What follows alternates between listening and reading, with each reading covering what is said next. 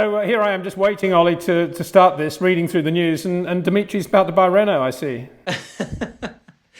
Yeah, I received a few messages today with screenshots of, I don't know which outlet it was, but it was two sort of, little ones that popped up, and it is quite funny. I mean, I don't know what's true and what isn't, to be honest. Yeah, but Yeah, right.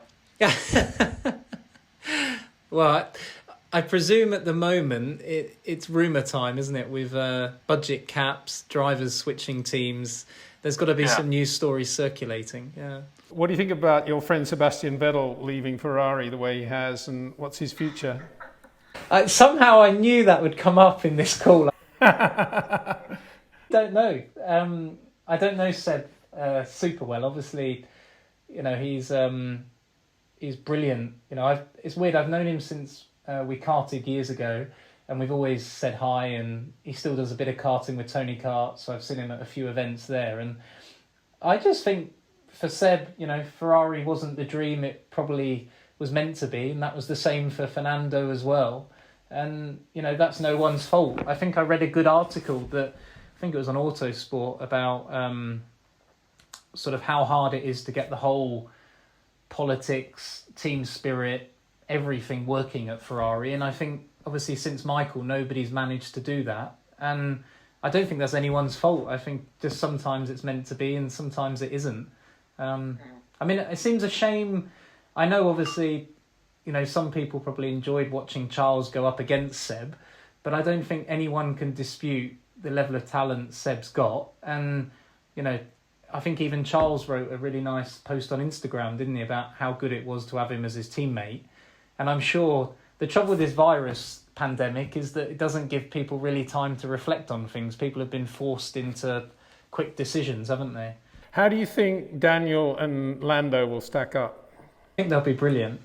I really, I think Daniel's brilliant. I got to race with him in junior stuff, and he's a great guy and just a good bloke. And Lando is, everyone knows Lando. I've known him since he was 8. I think they'll be a really good pairing. I think it's a shame to see the sort of bromance of Lando and Carlos split up, actually. I flew back with them on the same flight, I think it was beginning of last year, from Paul Ricard, and sort of sat on the row next to Lando, and we were chatting, and I was just blown away by how two teammates in F1, they took this flight together back to Woking, obviously, to do their debrief, and the whole flight they were chatting about, what they did in the race and talking about it. And I was in awe that you don't often see two teammates really cohesively working together, and I think that's a credit to both of them, and also to the culture sort of at McLaren, that they managed to bring that with those guys and push the team forward, because I think it's no small job what McLaren's done the last 18 months to turn the team around by Andreas and Zach. It's brilliant. Yeah. So right now, are you assuming you're going to be racing in Austria? Yes, at the moment, I think that's the sort of plan that's been published. I mean, for us on the F2 and the F3 side, we still haven't got our freight back from Bahrain yet. It comes back this week. The organisers sent it back by sea freight to sort of save cost, which was good for the teams.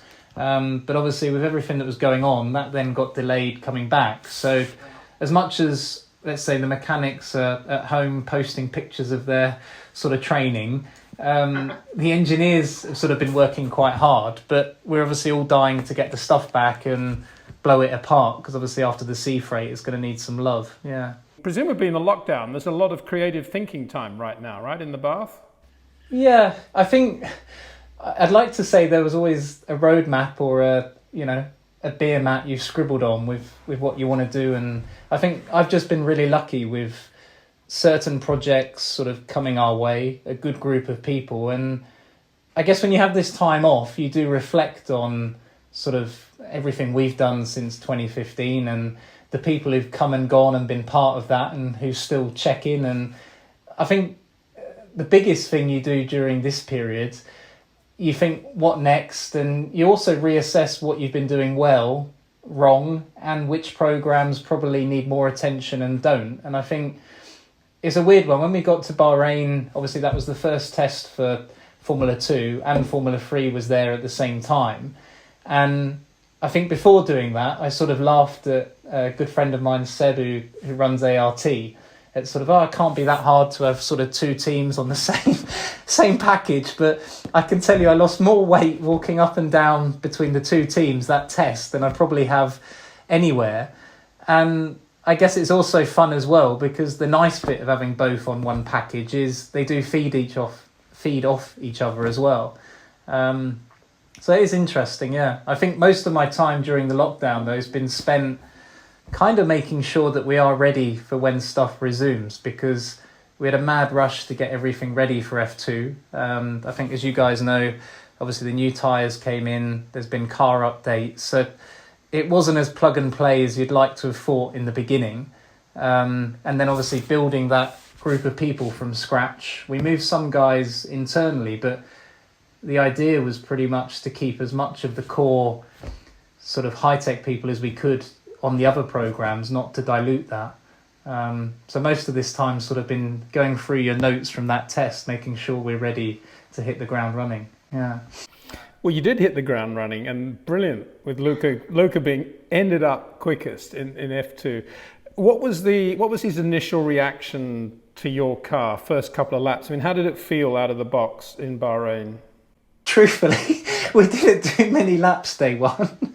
I shouldn't say that. I should probably big us up. But we had quite a few teething issues the first day. Nothing, it sounds weird to say it, but nothing detrimental. Just more silly things. Like we had a couple of runs where his seat, the extraction seat, kept coming loose. And we couldn't figure out why. It's like, hang on, the car's running fine. No wheels have fell off. Everything's working, and we're stopping because his seat keeps moving. It was a bit embarrassing. And in the end, we got to the bottom of it. It was a weird sort of seat extraction cell, and where we'd routed a cable as a new team was causing it to sort of pinch and pop out. But once we got the first day out of the way, sort of day 2 and 3, I think Luca's, I don't know how well you know Luca, but I do know him quite well, yeah. Really rate him. Model professional, and by that I mean he's young enough to go quick, he's old enough to know what to say when you want to hear it and when you don't, in a delicate way. And you know, I think his first reaction was sort of unsure, because obviously there's the new tyres kind of meant he was feeling something different, and by that the car's a lot heavier, and there's also sort of other updates now as well on the car. And I think initially he just was sort of happy that the team was working, but unsure whether what he was feeling was because it's the new car or we were slightly out of the window. But I would say probably by about lunchtime of day 2, there was sort of this little smile or confidence appearing with him that this is going okay. And obviously it's interesting because Luca topped the times. I think Nikita was sort of 8th or 10th as well. And they both did a really good job those 2 days. And by that, I mean, you know, we had all those issues day 1, but neither of them gave the team a hard time. They really were supportive, and, you know, you can imagine the mechanics did quite a few hours those first 2 days. You know, one person saying something wrong could have sent emotions going, yeah.